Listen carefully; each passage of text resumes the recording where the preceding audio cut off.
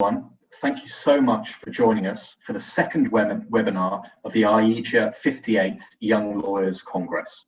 My name is Duncan Grieve, and I will moderate our fantastic multinational panel who will be discussing the topic Inequality, Poverty and Corruption, what we can learn from Brazil's efforts to tackle a global problem.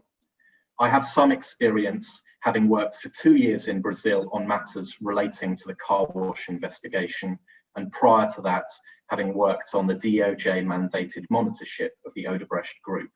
So I'd like to introduce our fantastic panel.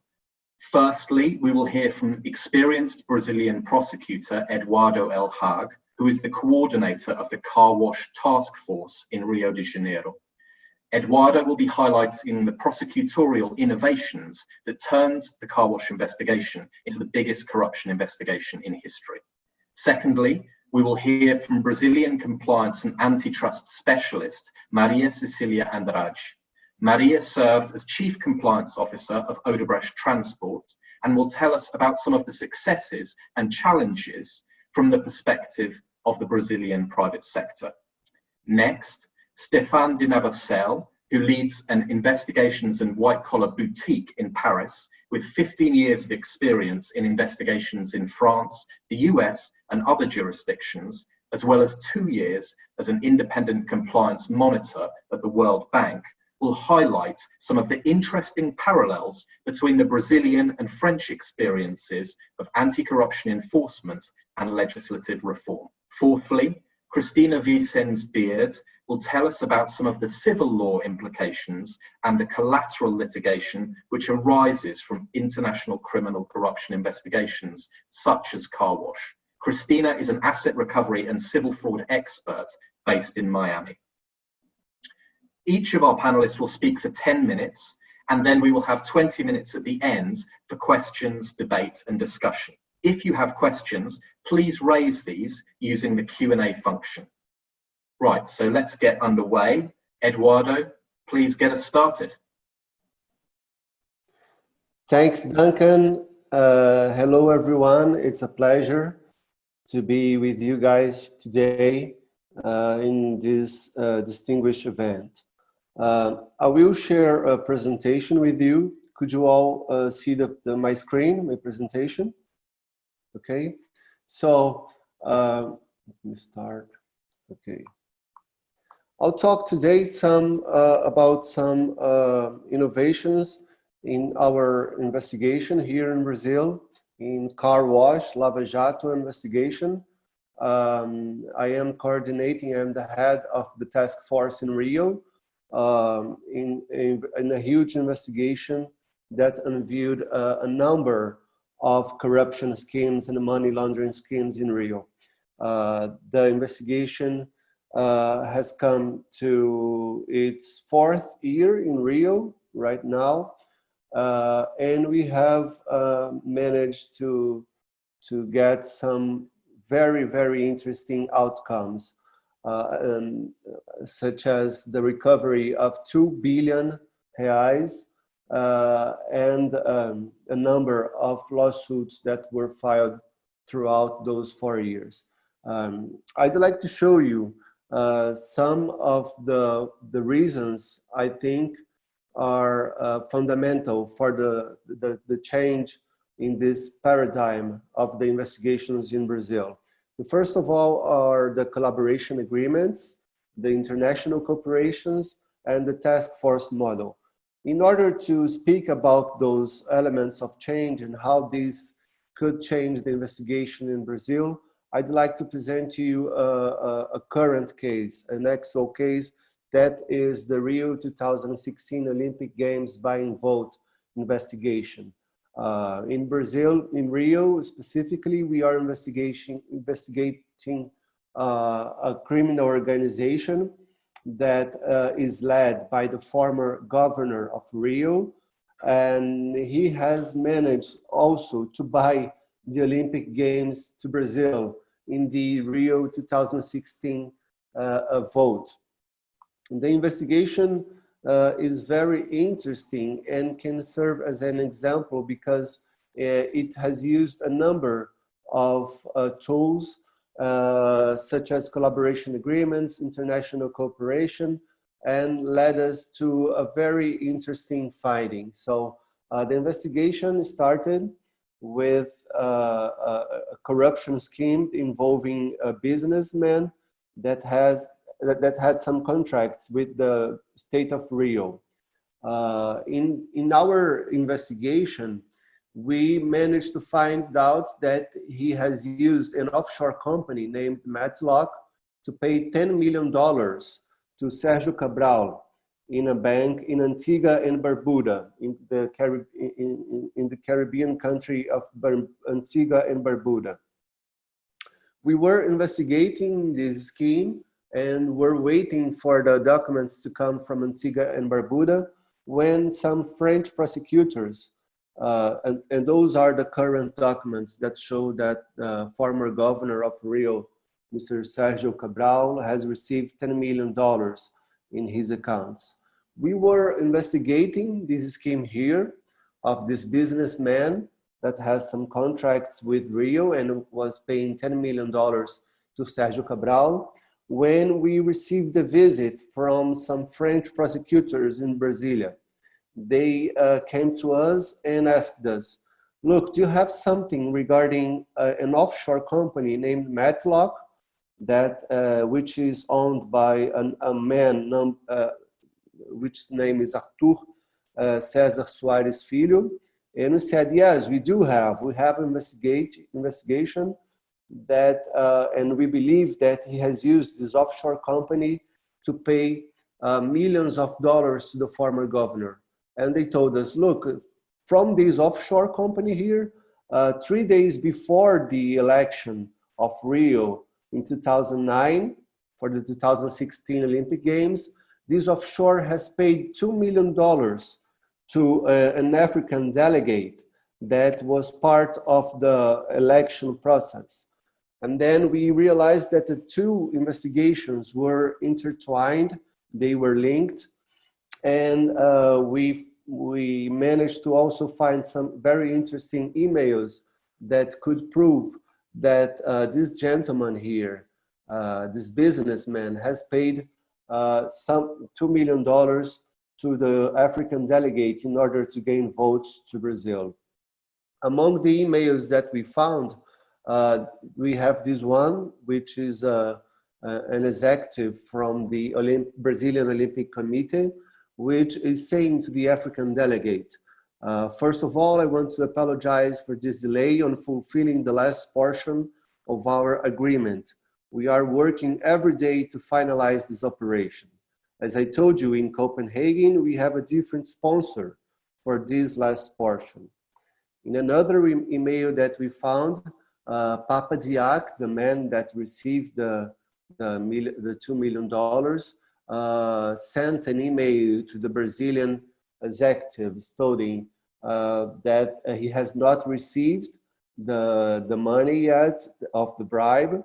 So he's saying, we have still not received any SWIFT bank transfers from your side. I have tried several times to speak to Leonardo Griner, but no answer. Could you please check with him if we can confirm 100%? Also, another email from Papa Diak complaining, have encountered all kinds of problems with implementation of the attached subject matter. I am referring on to your kind assistance to have it resolved. We have faced from our side all kinds of embarrassments from people who have entrusted our commitment in Copenhagen. Basically, the African delegate was complaining with the Brazilian executives that he has not received the money, and the money was going to be shared with a number of other African delegates in order to elect Rio as the host city for the Olympic Games. In another email, he is saying that he has received the money. And after we managed to gather all this evidence, we launched the operation. The operation counted with French prosecutors in Brazil, in Rio. They came to Brazil to do the search and seizures measures.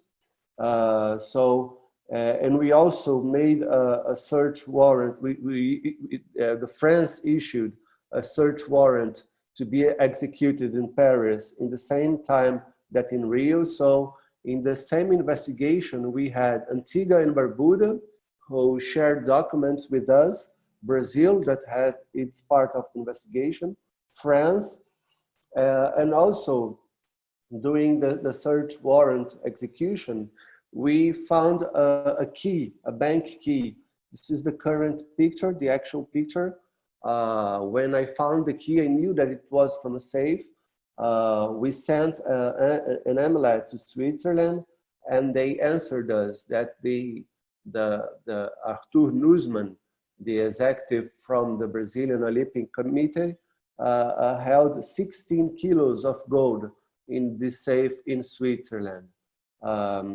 Nowadays, we are waiting for the US to extradite Mr. Arthur Soares. So this is a very interesting investigation because in the same investigation, we had 5 countries: Brazil, Antigua and Barbuda, the United States, France, and Switzerland.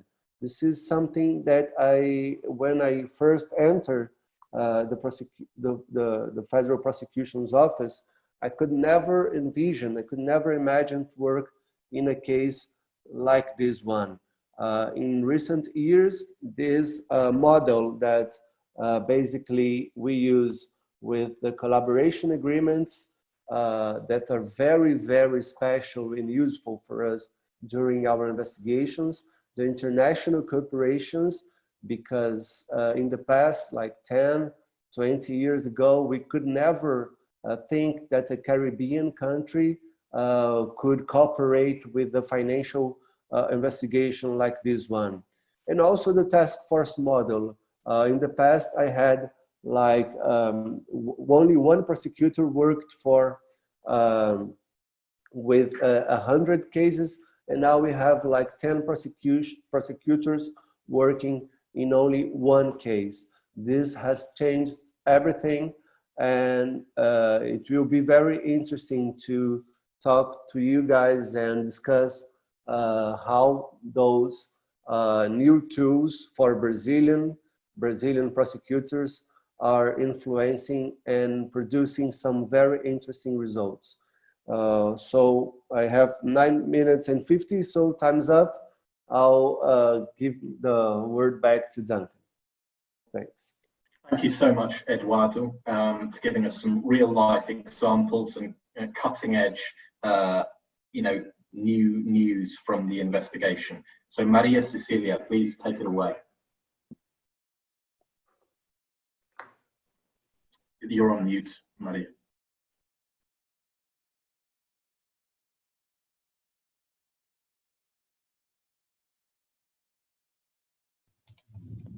Sorry. Good afternoon to everyone. Initially, I would like to thank you to AIJA for the kind invitation to participate in this conference to talk about a so important topic, specifically the Brazilian experience. Of course, my comments will be based on my personal opinion. And to complement Eduardo, I'm going to talk about the car wash investigation. It was the largest investigation of corruption, money laundering, and cartels that Brazil has ever had. It's a huge case. And we also have to remember how many people are involved, political issues were discussed, companies, and all these things were published in the media every day. And it resulted in several lawsuits, prisons, and of course the reputation of companies and reputation of the individuals that were involved. The car wash investigation, it started on March 2014, when 4 cases were prosecuted before the federal court in Curitiba. Curitiba is a city in the south of Brazil and is the place where everything began. But it's important to say that the investigation is not over, it still goes on. And the central of the history was a group of dollar dealers who were operators for the companies to make illegal payments for politics here in Brazil. So The case began. Then the federal prosecutor officer, of course, continued to investigate the case and discovered several anti-corruption, antitrust, money laundering practices involving Petrobras and then other public companies in Brazil. In this scheme, in addition to the companies, employees of Petrobras were involved, financial operators, political agents, and in each case, we have a mix of corruption, a mix of division of markets and between the companies, because it was in the first moment in the construction sector. So the companies divided the bids between them and then paid to the political. So it was a very, very complicated matter. And it results in prisons, of course, leniency application, and cease and desist agreements. And also the investigation was expanded to other sectors than Petrobras only, so such as railroads, ports, trains, among others. And of course, we discovered not only things in Petrobras, that is basically in Rio de Janeiro, but also crimes in the whole country. So I could say that prosecutor offices of several states in Brazil were involved in this big investigation. In the case of Odebrecht, a global agreement was reached and concluded with the DOJ, the Federal Public Prosecutor Office in Brazil, and also with authorities from Switzerland. And the company paid an amount of approximately more than $2 billion of US dollars. In addition, Odebrecht has also agreements with competition authorities and also paid more than $3 million US dollars to the competition authorities in Brazil. And I went to start working at Odebrecht in 2016. So the car wash investigation, it was after the beginning of the case. And I started to work to implement the compliance agenda because it was a requirement of the authorities that besides all the fines, the prisons and other things, we had to implement a compliance program. The company used to have an ethical conduct, or some kind of guidelines about anti-corruption, but of course it was not a compliance system as we know, with controls, with audits and other things. And on 2017, I also started to work on the agenda before the competition authority, because all the corruption cases that we had an illegal cartel. So cartels came together with the corruption cases. And so I was responsible for continue to be responsible for the investigations at AIJA. This is our competition authority. And also still helping the compliance area of the company. So antitrust and anti-corruption were the main concerns involved here in these cases. And the company is very focused right now in training the team, in training the engineers, in training the people that used to. So the people that were identified as the cartelists or as the corruption, the people that did the illegal practice, they left the company, but we still have to train the people that still work at the company. And considering the time, I'm going to speak about 3 lessons learned in this whole process, at least for me, and I will be available for questions that you may have. First lesson that is it was one of the most important, is that business needs to be continued. In Brazil, we have a confusion between the company and the people involved in the illegal practice. And in my point of view, it's not fair because, okay, company learned that there is no way back. We cannot go to the past, but we have to look to the future. And we have to think about the continuity of the company, continuity of the activities, because there are thousands of employees, jobs, families that were not did not participate in the illegal conduct and were affected by the investigation. And of course, restore confidence, restore image, restore reputation, and continue to look forward for new cases and new projects. So the focus should be not in the company, because the company decided to make a leniency agreement, but the focus should be on individuals. I think this is a tendency, at least in the US. We have this discussion very clear, and here in Brazil, we will still have this confusion. Second lesson, at least here, I cannot say about other jurisdictions, but when we discussed about leniency agreements, there is a need to cooperate with several authorities, and also several questions involving privileged information, involving internal investigations, and it's not so simple. And perhaps the car wash investigation was one of the first cases that we have to negotiate with federal prosecutor officer, with revenues officer, with antitrust authority, with controllers, and we also have in Brazil prosecutor officers at federal level, at state level. So until the current moment, we still have to face additional cases because some authorities do not agree with the agreement that was made in 2016. So I believe we must have a better framework between the authorities. And the main point that I can say is that we have different legislations, and we have sometimes the risk of double penalization of the economic agents.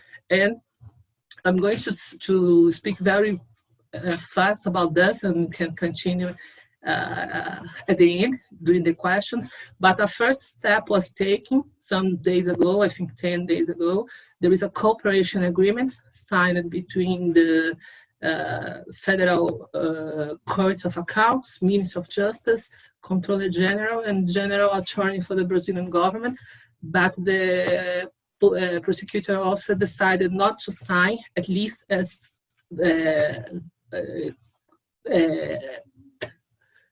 in the way that the document was prepared. So I can discuss this at the end, and now so Eduardo can help me complete about that. And third lesson is compliance. It's very important, and it should be one of the at first place of the agendas. We realized that most of the companies involved in car wash investigation didn't have a compliance program, or if they have, it was only paper, and were not able to prevent all the wrongdoing. Our experience demonstrates that without an efficient and complete compliance program, we cannot continue, we cannot go to the next step, and finishing at the point that I started, we cannot have the continuation of the business. I don't know, I don't have much more time to speak about that. I just would like to make one remark, is that compliance is not about what we learn also. Compliance is not about anti-corruption, but compliance involves antitrust, involves environment, involves social diversity. So all these things, if you want to have a complete program, you have to include them in your project. Thank you very much, and I'm available for further questions. Thank you very much, Nadia Cecilia. And a reminder to everyone in the audience, please feel free to raise questions if they occur to you using the Q&A function. So Stefan, over to you, please. Thanks so much, Duncan. And yes, absolutely. Pop any question you have. It will make it as if you're actually listening and not just doing something else on your computer. I feel very grateful. Before I kick it off, I really want to say, Eduardo, I love your emails. I mean, I dream to get those emails in my investigations, and I never get them. Please send bribe now. I am waiting, and my friends as well. I don't get any of those at all anymore. So, thanks for sharing. It's always on some kind of a messaging device, and I just don't find it. I'm going to try and get to the 3 points. One is, what has been happening in France over the past, few years. Then the sort of status of corporate crime in France, and then what's happening with enforcement. And keep each one of those within less than 3 minutes.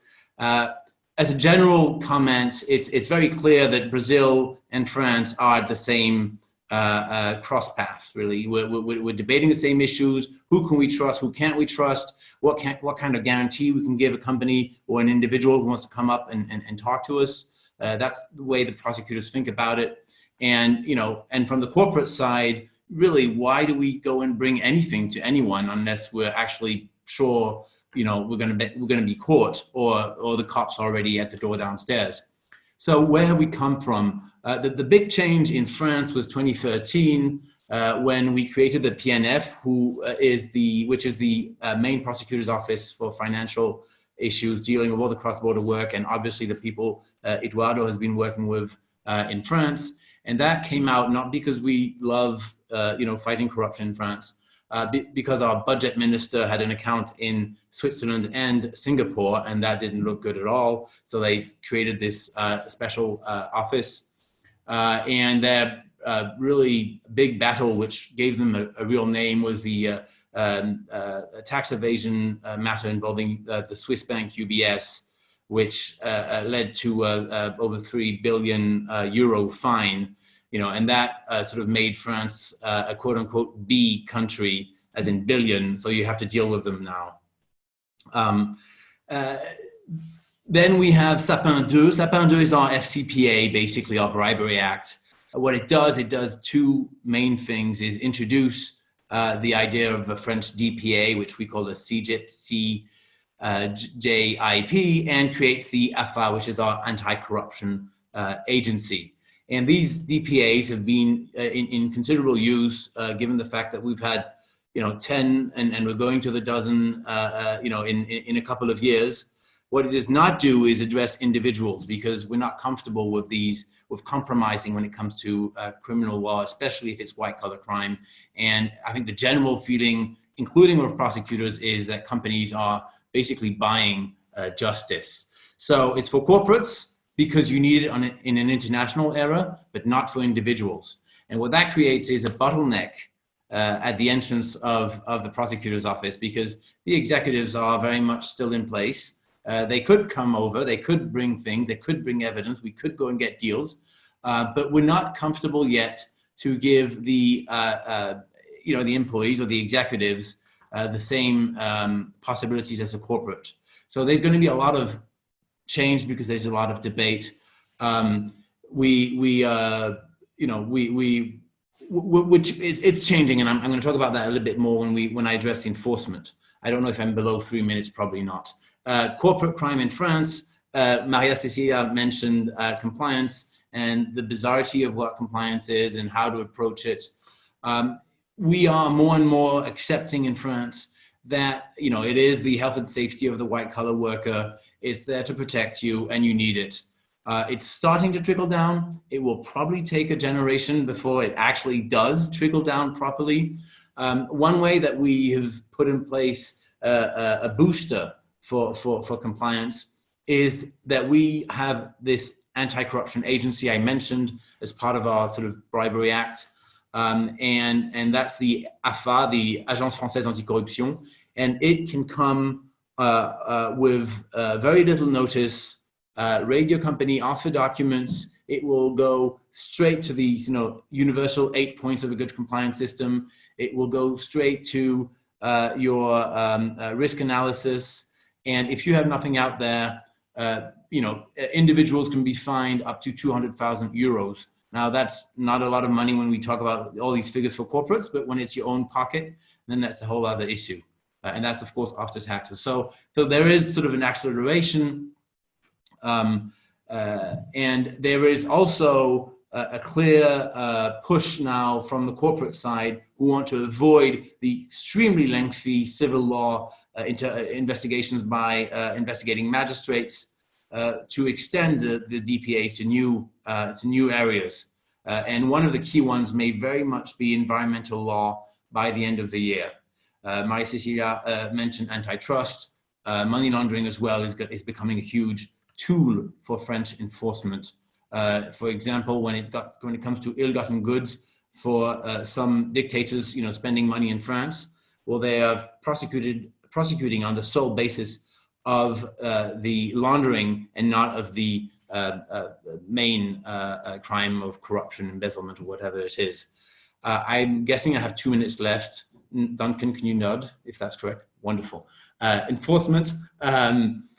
Enforcement is on the rise. Eduardo just mentioned, he got a call from France saying, do you know these guys? And then they just moved forward. That's exactly the spirit of what you have at the PNF. But, that's a nice rule. And then you have the but. The prosecutors are not, because we're separated at birth, right? We go to the same law school, and then they go to judge school, and we go to lawyer school, and then we don't talk to each other, and then they look down on us because we're in there for the money and they're in there for principle, and so it creates sometimes tensions, and you need to have the connect. And one of the PNF prosecutors recently told me the foi du palais, or the trust between officers of the court, is not for everyone. I've also had recently a PNF prosecutor tell me he was against this 21st century justice. So, you tell your client, go in, let's bring our case. And then you have this guy who tells you, no, this is all bullshit. I don't believe in this type of DPAs and stuff. And then, basically you've led your client to the lion's den. They will also always have a general mistrust of investigations and carry out their own criminal investigation in parallel. So you really want to be very cautious when you move forward with an internal investigation. Think about privilege, think about how the prosecutor is going to look at what you're doing. And don't expect that because you did your investigation and you'll show up to the PNF, that they will say, wonderful, let's cut a deal. And the perfect example of that, and that's my last word, is the Technip DPA in the US a year ago. Yes, a year ago. And Technip was saying, France is coming, France is next. And the PNF didn't like that one little bit. They don't like to be told what they're supposed to do. And they went straight with raids and so on and so forth, and they still haven't settled. So you need to deserve it, basically. And that's the very clear message.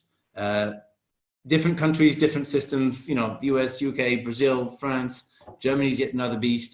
So call your local council. That's fantastic. Thank you, Stefan.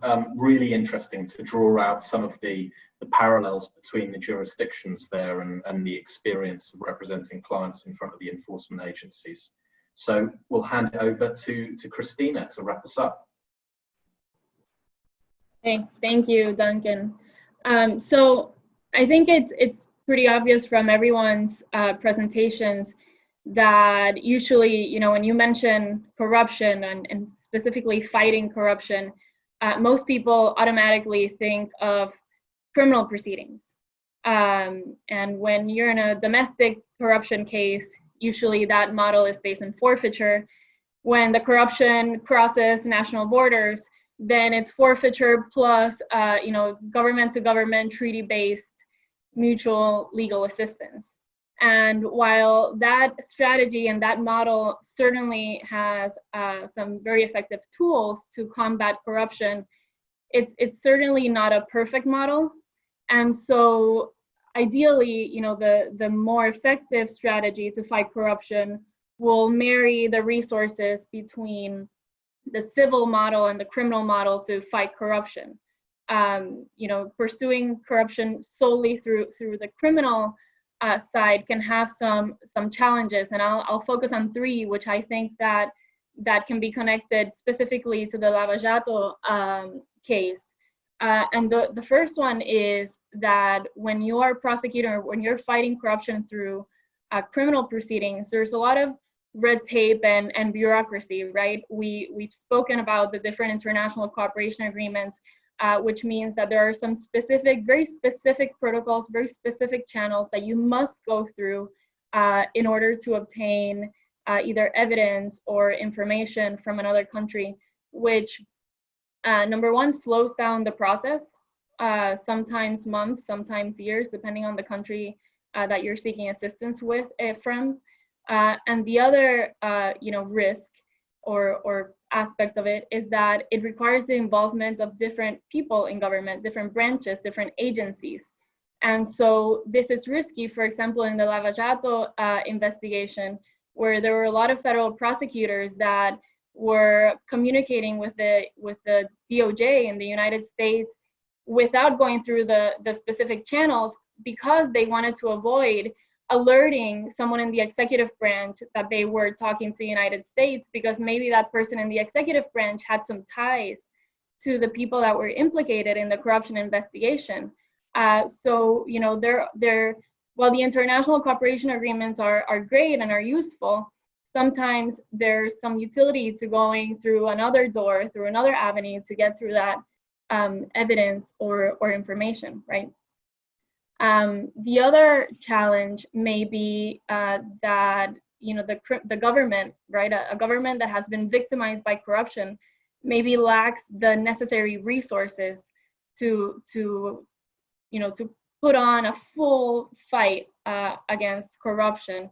Right now, after being the victim of corruption, now you have to expend additional resources, not only money, but in human capital as well, right? You have to put forth the investigators, the police, the detectives, the courts, the prosecutors, everyone that's necessary, this whole machinery or machinery that is necessary to fight corruption.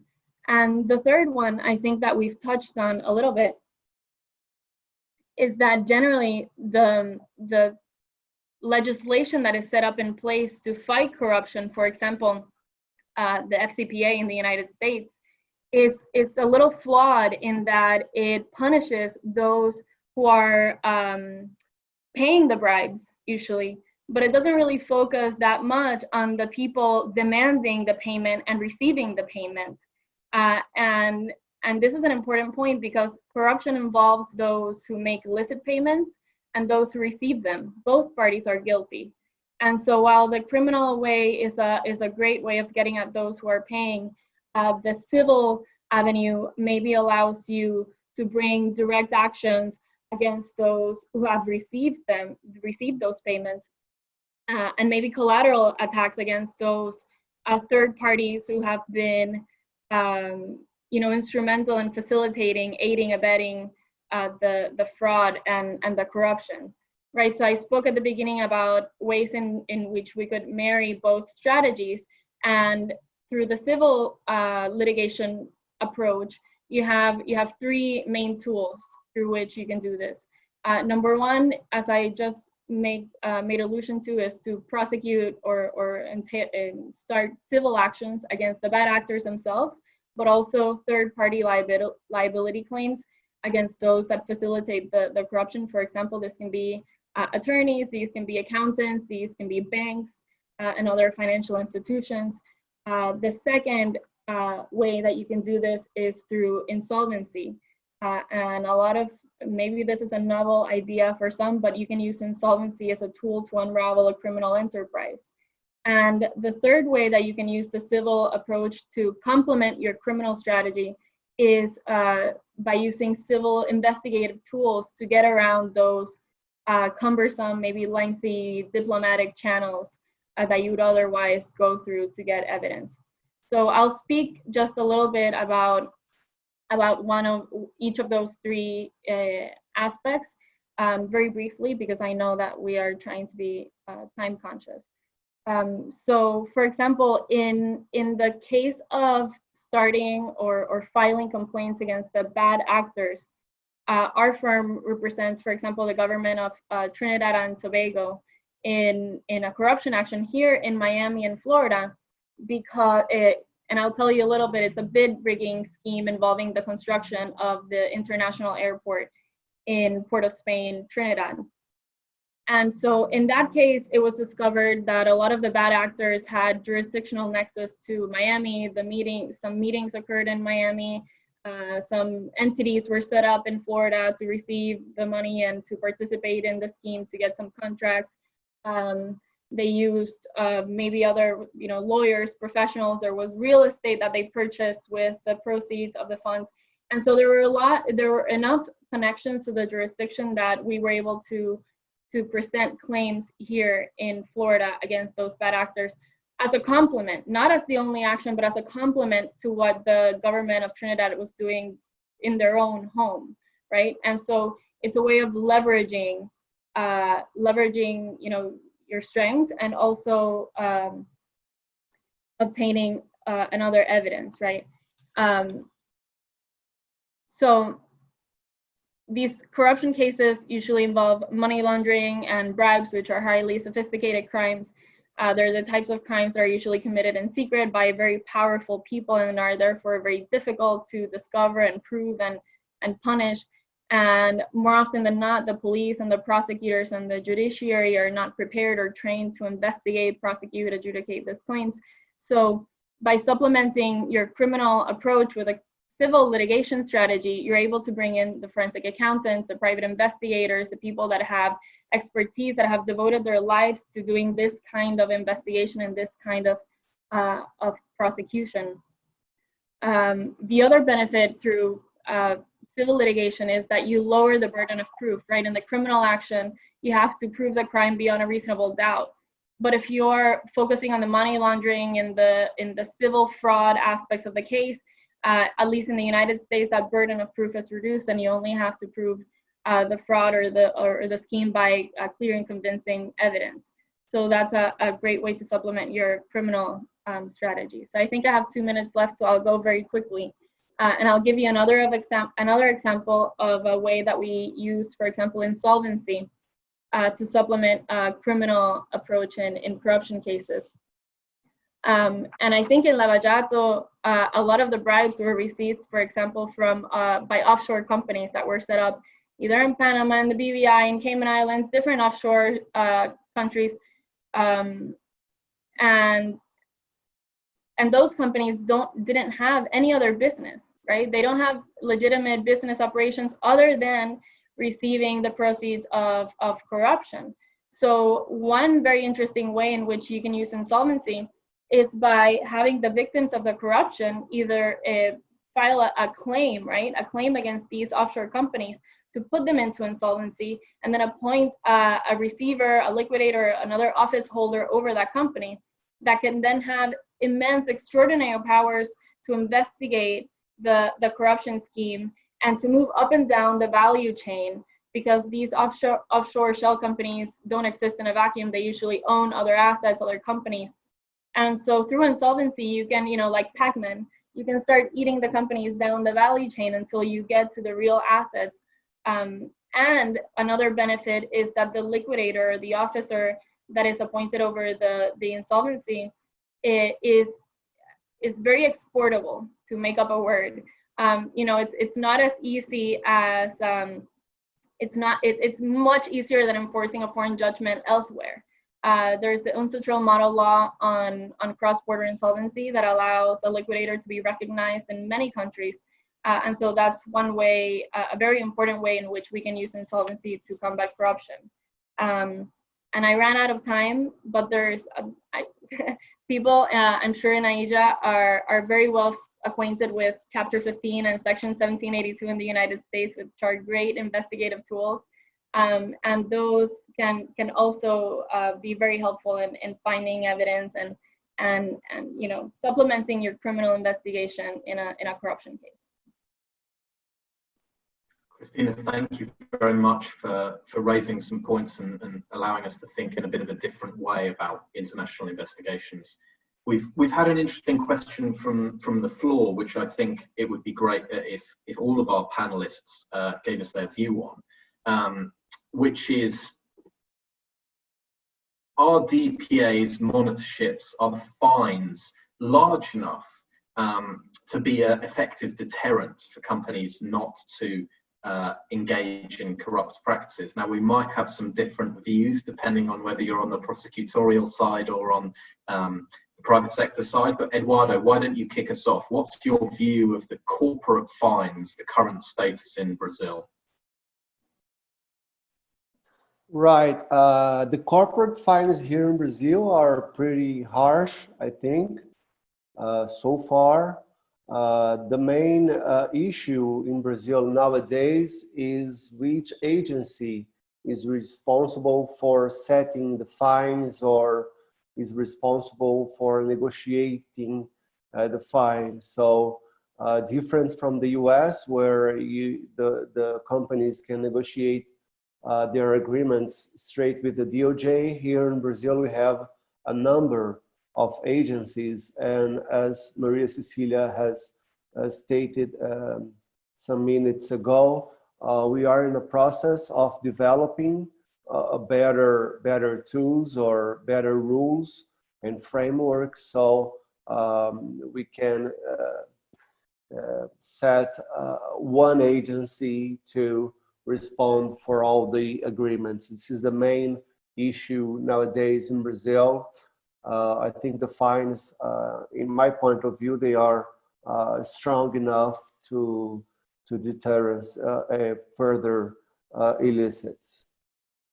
And Maria Cecilia, what do you think? I know that there's been some concern, for example, that Odebrecht, it's a risk to its survival, actually, because of the level of the fines. And, you know, that would potentially be a big disincentive for companies to cooperate and enter into these leniency agreements if it meant essentially the company would be made insolvent. But what's your view on the level of fines in Brazil? You speak about my personal point of view, but this is a very huge problem. And there is a concept that we are discussing with authorities, is what we call ability to pay. It's a new concept in Brazil, and we have a huge discount in the US because the DOJ during the negotiation realized that if it applies the guidelines, the company were not able to pay the fines. So this is the reason this agreement, this cooperation agreements that I mentioned, Eduardo also commented here, it will be very important because you have all the authorities together and we can discuss this problem about the level of the fines, because as I mentioned, the problem is with the people, with the individuals, because the decision is not made by the company, and the company needs to continue because you have to preserve jobs and all these things. And this cooperation agreement will be very important. Let's see how you operate. Let's see if the federal prosecutor also will join. Also, CAD is out, the competition authority also does not participate in the cooperation agreement, but I think it's the first step to avoid situations like that. And Stefan, in your perspective, does France suffer from the potential double jeopardy problem, or are you negotiating with one authority and it's very clear? We have no domestic double jeopardy issue. We have a huge cross-border double jeopardy issue, which is hell, quite frankly, with statement of facts of DPAs serving as almost the only prosecution exhibit in France. So it's not so much the amount. We love government. The entire society, French society, is based on the love of government, and so the government is very good at organizing itself. It'll not be even if it's from a legal perspective very questionable. That's not our problem at all. And Christina, in your view, I know that the civil side that you've very clearly explained. I mean, that can be a huge additional risk factor for companies because potentially if they're agreeing at some form of leniency agreement, there might be a whole host of agreed facts which can then form the basis of a civil claim. What's your experience in the US on that?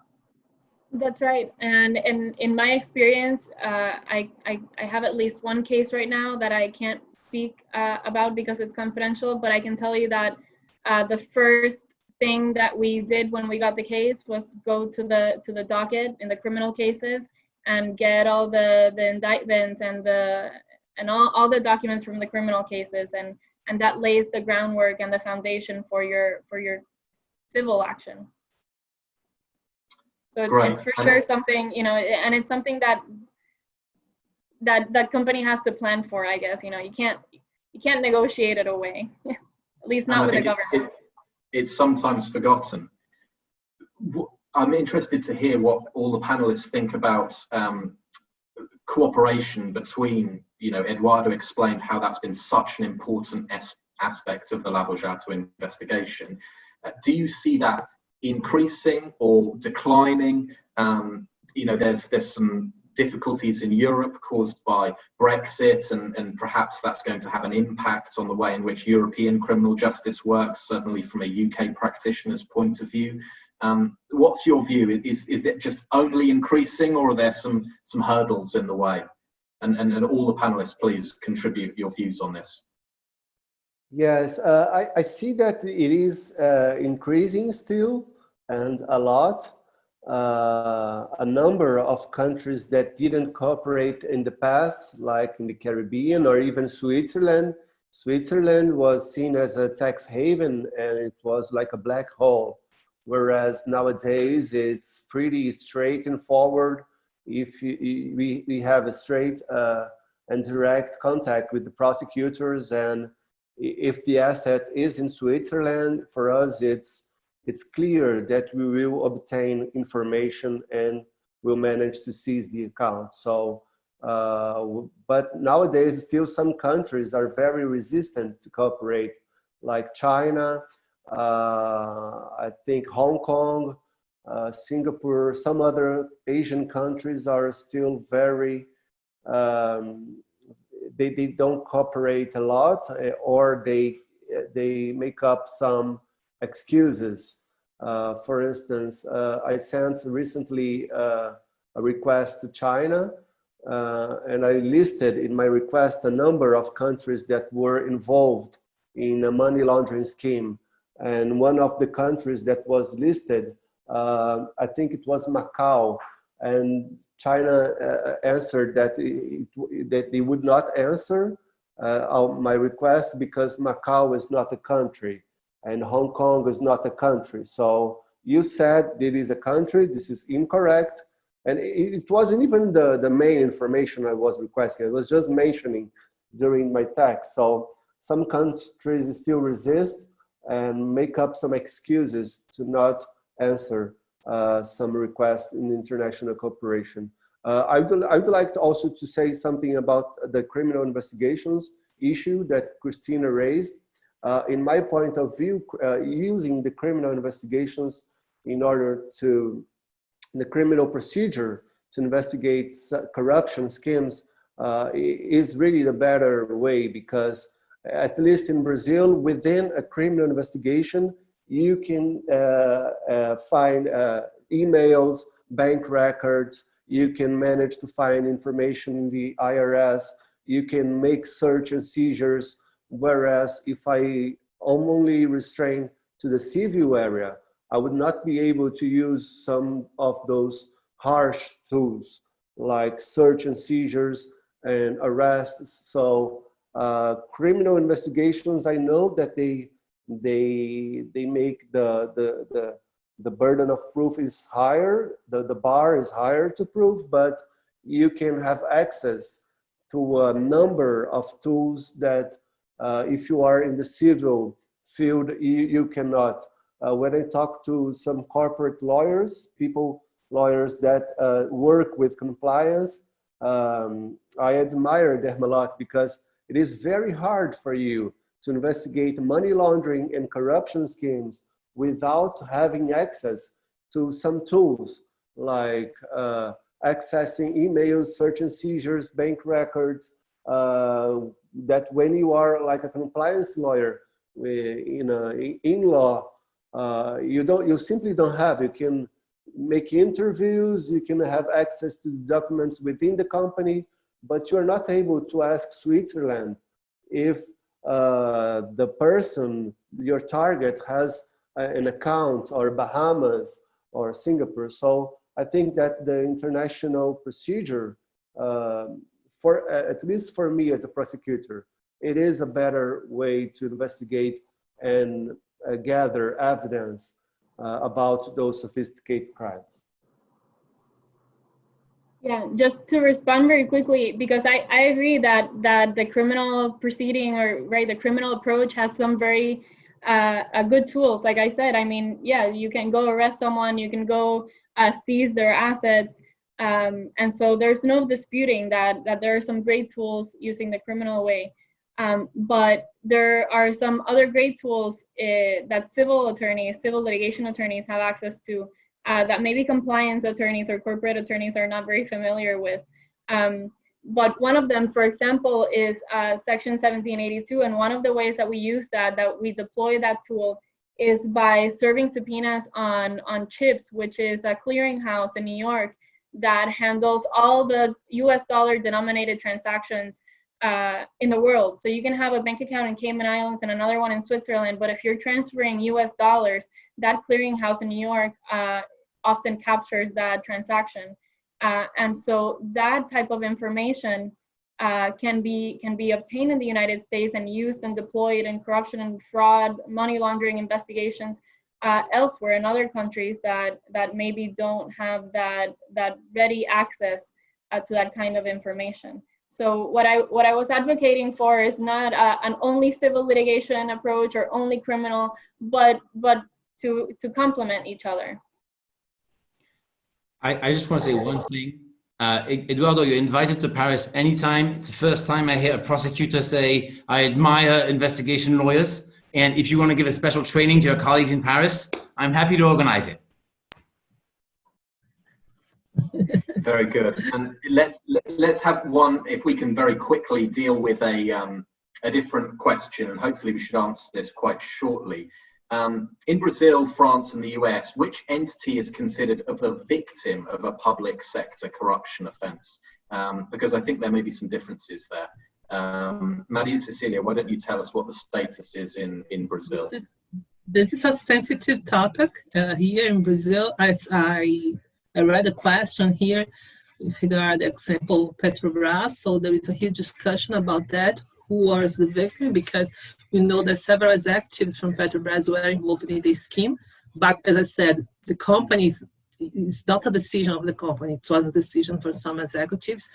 But the concept that we adopted here to repair the damages is the public entity that that suffered the bid ringing. So if it was a company in the electrical sector, so this is not the victim, but the company that will be repaired about the damages. But this is very sensitive. I know Eduardo may have a different opinion on that. I know in the US you have another discussion about the case. And so I can mention that we are repairing damages for the companies that suffer the bid ringing. And from my experience, there's a perception, certainly amongst companies that were involved in Lava Jato and paid bribes to Petrobras, which is of course a public sector entity in Brazil, that even though the Brazilian court is treating Petrobras as a victim, they feel that there was an element of extortion in the request for bribes. So it seems conceptually interesting that that state-owned entity is treated as the victim. Stefan, what's the position in France in relation to that? So in France, we've tried to basically constrain the ability of the prosecutors not to prosecute. And we've given the power to NGOs to actually act as victims in criminal procedure. And that has happened again and again. And the ill-gotten profits through the laundering argument have been successful in the Obiang case. And that all stems out of the 2013 law. Remember how I opened my comments saying that our budget minister responsible for enforcing tax evasion and so on had himself an account in Switzerland and Singapore. So they created the PNF and they gave NGOs basically the prosecutor's power, which is very, very bizarre, but it is what it is. Christina, would you like to chime in from the US side? I don't think I can give an intelligent answer from the US side. I think that this is a very sensitive topic, right? And it changes. Like Maria Cecilia said, sure, like Petrobras can be treated as a victim in this particular case. But I would say when the corruption is systemic and it spans across, you know, sectors and industries, and it just pervades, right, and it trickles through society and culture in general, then the victims of that corruption is not only the entity of, you know, the entity itself is the people, right? It's the people that go to schools, for example, like kids that go to schools that can't get built because the Ministry of Education stole the money, or the people that can't get to work because the Ministry of Transport stole the money and didn't finish the metro rail. So that's one of the big challenges in the corruption arena, at least, is, you know, the standing. Who has standing to bring claims as victims of corruption? And I think that's one of the great questions that the law hasn't caught up to, but that France is ahead of others in perhaps solving the problem, for sure. I'd just like to make a short comment, because I definitely agree with Christina, because when it's systemic, as we saw here in Brazil, of course, the society is that suffer, because you don't have schools, you don't have buildings, you don't have hospitals. So this is very, very complicated. When I mentioned about, I was talking about the damages, so we are repairing damages for the public companies, but of course, as the people, especially here in a poor country like Brazil, we had a scheme like it was the car wash investigation. Great, thank you. No, there's definitely a very real social impact to this kind of conduct, and I'm being told that we need to wrap up. I think we could probably discuss this topic for several hours. Thank you very much to all of the panelists. Thank you so much for those who are watching. Please feel free to get in touch with our individual panelists via LinkedIn, follow up with questions, and also using the fantastic conference platform that AIJA has provided. So please make the maximum use of that. Let's follow up, let's keep the discussions going, and thank you so much again for our multinational group of multi-talented panelists for bringing their views on this. Thank you all. Thanks, bye-bye, guys.